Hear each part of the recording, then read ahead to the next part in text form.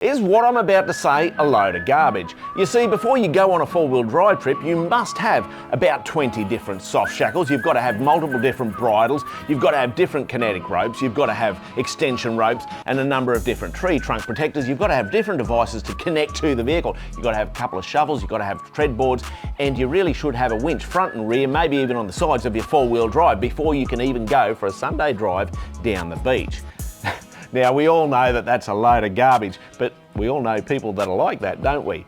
Anyway, in this video, we're going to unpack what do you need to head out on a four-wheel drive trip. Now, I know that quality and safety is not sexy, but in my experience, what I've found is that you do get what you pay for when it comes to recovery equipment. And I'm going to tell you in a second, one of the key ways you can quantify what quality equipment is. There's a couple of reasons why it's important to have quality gear. Firstly, can you imagine you're doing a recovery and a component fails because it's not up to the task and it damages your vehicle? All of a sudden, those few dollars that you saved when you purchased that product have now been spent damaging the vehicle. And that's obviously going to, be pretty annoying. Now, the safety side of it is really important to consider as well, because when you're out having a great time, do you want yourself, one of your mates, one of your kids to get hurt because you saved a few bucks buying cheaper equipment? It's really worth considering where you get your gear from. If you're buying it online, you do run a risk of purchasing less than adequate gear, but there's a really easy way to tell if you're buying quality equipment, and I'm going to show you that right now. So here's the nerdy stuff. I'll put my glasses on for it. Now, there's a number of different ways you can test equipment. Some guys will test it when they design it initially and they'll put some numbers on their tag and that's the end of the story. And in my opinion, that's not enough. You need to be doing regular testing on the equipment because the equipment manufacturer may change the recipe to make a product, the rope or something. They may change the design slightly and they don't tell the person who's actually selling the product and putting the labeling on it and putting their name to it. And therefore, you can end up with gear that says, this is what it's supposed to do, but we tested it when we designed it about 5 years ago. Since then, we've got no real clue. So that's where batch testing or regular testing is really important. And obviously that costs money, and that's why quality equipment will have batch testing and regular testing on it. You want to look on the labeling here. It says here that this is a 12,000 kilogram bridle. It's tested at straight line pull, MBS, minimum braking strength of 12,000 kilograms. And then it's got the number there of 26,400 pounds. So metric and imperial numbers there. But here's the number that's really, really important. Batch number AU22033. We know exactly when this product was made and the manufacturer was tested that batch of products. So they said to the factory, I want a bunch of these, you make them, they shipped them over to them, they took a sampling of that product and they went and got them tested, okay? So they know that the batch is still meeting their design criteria, and that is so important. Hit up the manufacturer, find out about it from them, and so that you're getting quality gear. That's one of the reasons that quality equipment can be a bit more expensive, is because of that testing regime.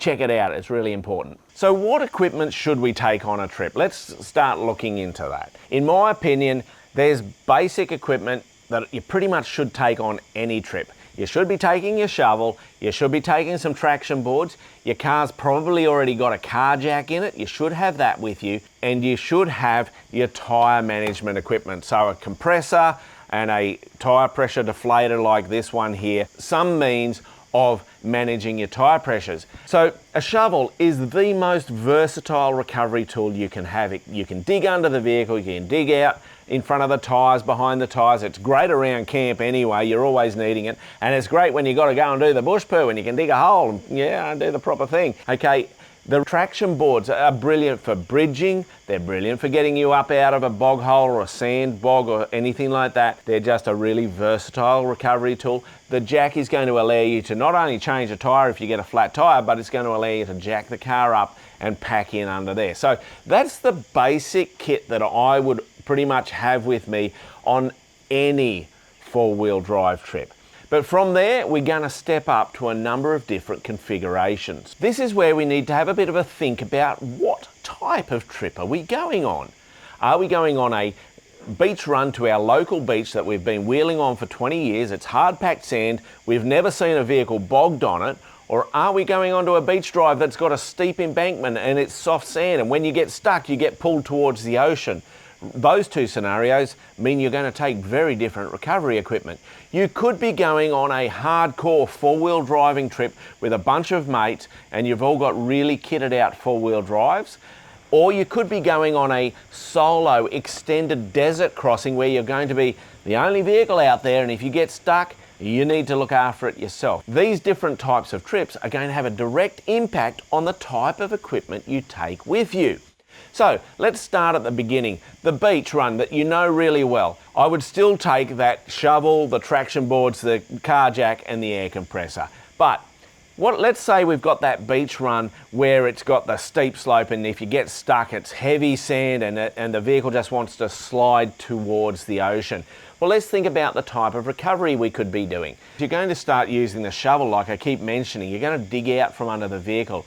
You're going to use your traction boards to create a ramp and start getting the vehicle out. What this is doing is reducing the recovery load, reducing the amount of energy that's going to be required to get the vehicle out. That's really important. So you're going to need all of that equipment. You know what I would love to do though, is I would love to use a winch in this recovery. I'd set up a double line pull so that I'd have my winch rope coming up around here. That's going to increase the winch capacity and it's going to allow me to winch the vehicle out of that scenario. Again, if I need to winch a long distance, I've got a winch extension rope with me. The next thing I'd need, because it's a bogging in sand, you're going to have an extreme amount of energy generated on the front of the vehicle. So I'm going to want a bridle like this one here so I can share the load across two recovery points. And therefore, I'm going to need a number of soft shackles. Have we got another vehicle with us? If we do, we may consider a kinetic recovery. They're very effective on a beach environment. But what if the vehicle that's going to be doing the kinetic recovery can't get close enough to you because of the embankment and slope of the beach? In that case, you're probably going to want to consider a winch extension rope, which you can couple into your kinetic recovery. So as you can see, we're going to have quite a bit of recovery equipment with us for that beach run. And that's what you're going to sit down and have a think about.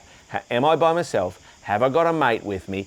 Are there going to be other people on the beach? Therefore, what equipment do I require? Now, I've just remembered that I forgot to mention you're going to need something like this as well so that you can connect to the back of your four-wheel drive if you're doing that kinetic recovery I talked about. So let's talk about the beach scenario where it's deep sand, it's sloping. When you get stuck, it drags you down towards the ocean. And I've been in these situations, it's not fun. But before you start your trip and you're packing, you're going to have a think, what recovery equipment could I need in that scenario? Well, one of the key elements is, are you going to be by yourself or are you going to have a mate or two with you? Are there going to be other vehicles on this beach? Key important information because it's going to determine the type of recovery that you can do. Let's think about you're there on your own. All right, so we're not going to be able to do a kinetic or tow recovery because we don't have another vehicle. Therefore, we need to think about winches and that sort of equipment. This is where the first thing we're going to do when we get stuck is we're going to get the shovel out and we're going to get our traction boards out. The next other consideration is there's always going to be a sense of urgency. Is the tide coming in? Is the tide going out? That's going to determine, how quickly you need to get the vehicle out. How close to the water are you? How big are the waves? Key considerations for this environment. Okay, so we've got our shovel out, we've got our traction boards out, we've dug out under the vehicle, we've set our traction boards out. Can we drive from that scenario? Have a think about that. What gear do you need for that? Maybe this is going to work for you. What if it doesn't work? Well, now we're looking at winch recoveries. Have you got a winch on the front of your vehicle? How low are your tyre pressures? In sand, reducing your tyre pressures is always a key thing. You can get right down towards 10 psi, in some cases even lower. It's going to make a huge impact on the footprint the tyres have on the sand and therefore how you get out of this situation. Now, have we got a winch on the front of our vehicle? If we have, that's excellent. It's going to be a great tool for us. We're going to be able to use our winch rope. We're going to be able to use our winch extension rope. Sometimes in beaches, it can be a long way up the beach before you can find somewhere where you can create a winch anchor. If you haven't got another vehicle, it could be a case of burying your recovery boards down into the sand so that you can recover off them, or your spare tyre if you're already using your recovery boards. So have a think about what anchoring devices can I get out there on the beach. Could you bury a large log down in the sand so you can attach your winch rope to that? Because you're doing a recovery in sand and the vehicle may be heavily bogged, are you going to need to do a double line winch pull? And you'll need a pulley like this so that you can achieve that. And all of these factors are going to come into play when you consider getting the vehicle out of a bogging situation by yourself. What if you have got a couple of vehicles with you and it's a popular beach where there's other vehicles to give you assistance? Now you can look at doing vehicle to vehicle recoveries. You're still going to use your shovel, you're still going to use your traction boards to reduce that recovery load. You're going to drop your tyre pressures like I've already mentioned.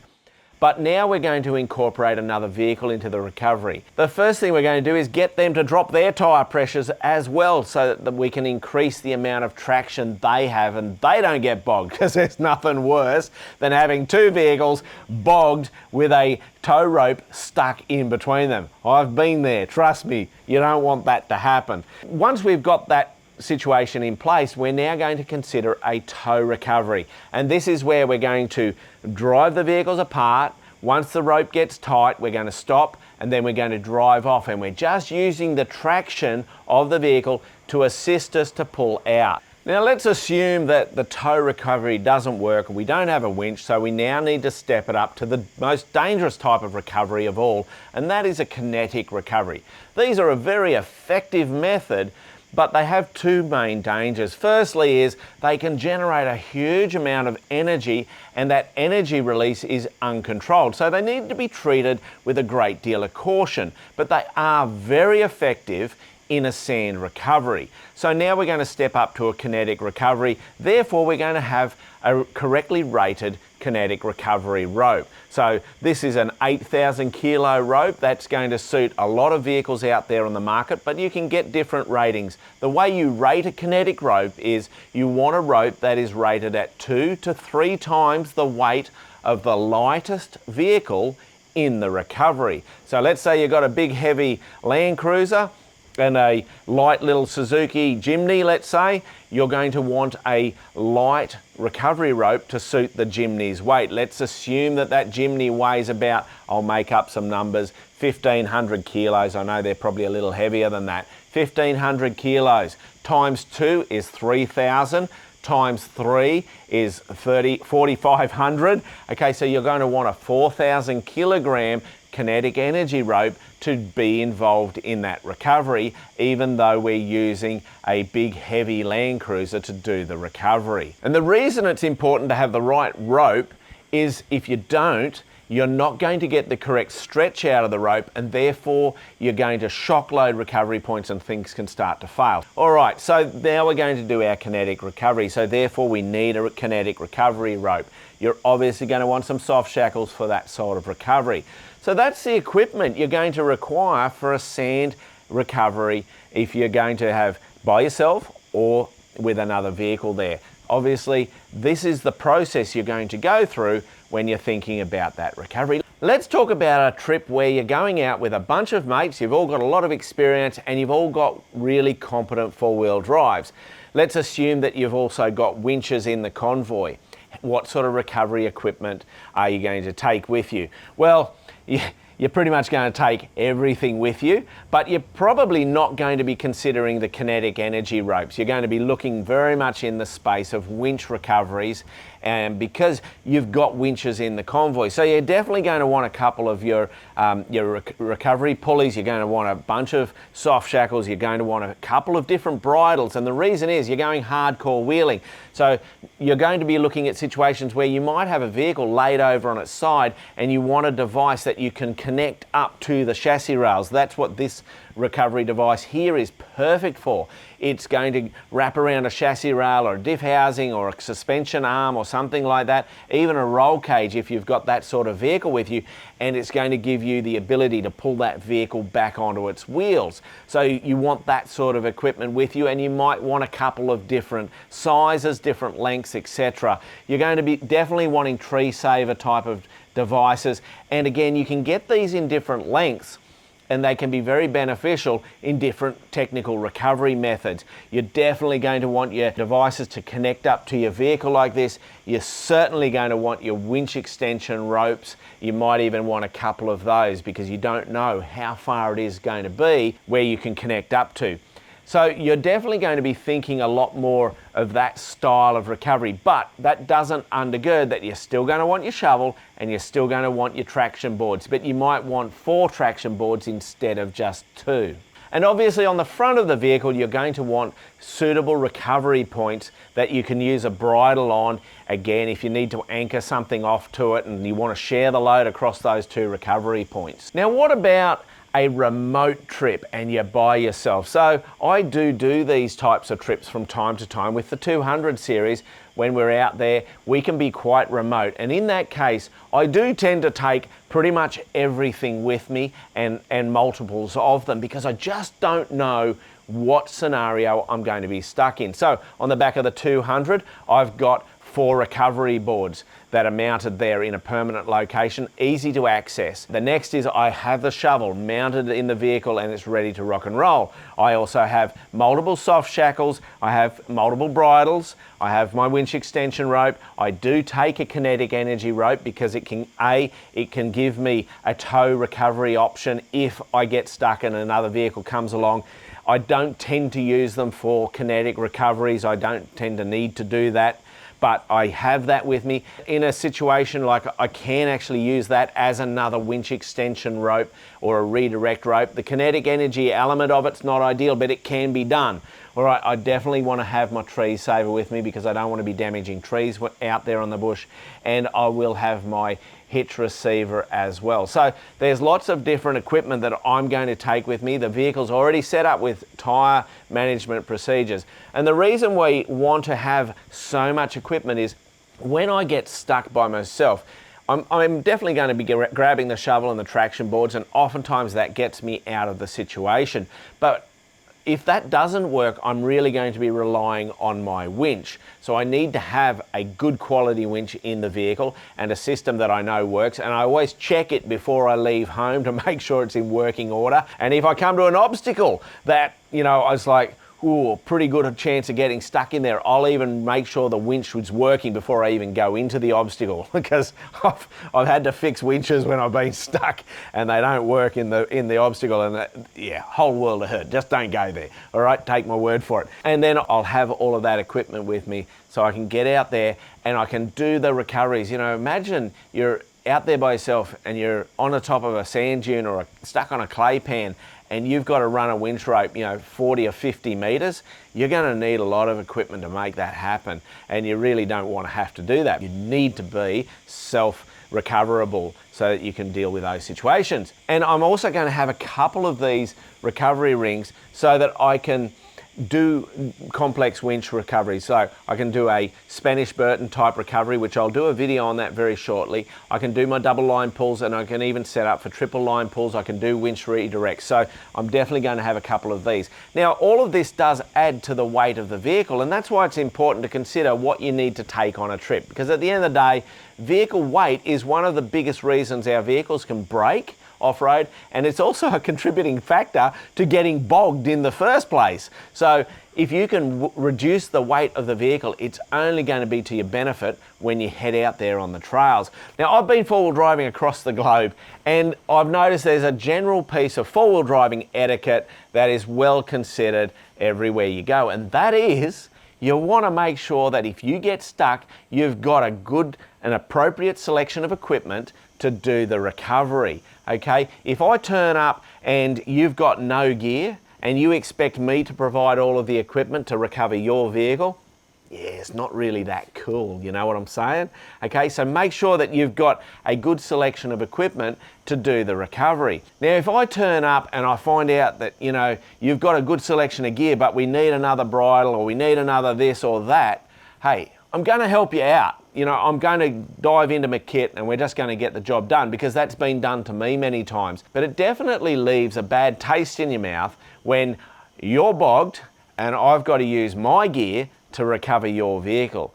You know, the other cool thing that happens out there on the trails when somebody's bogged, there's nothing nicer than the person who's bogged, when they get out, coming up and saying, hey man, here's some coin, here's a couple of beers, something as a genuine gesture of thanks for being recovered. Let me know in the comments down below, what have I forgotten? Is there something I should have included in this recovery video? And let us know in the comments down below of the time you went out four-wheel driving and you forgot to take that critical piece of recovery equipment. I'm Mad Matt. Stay safe on the trails.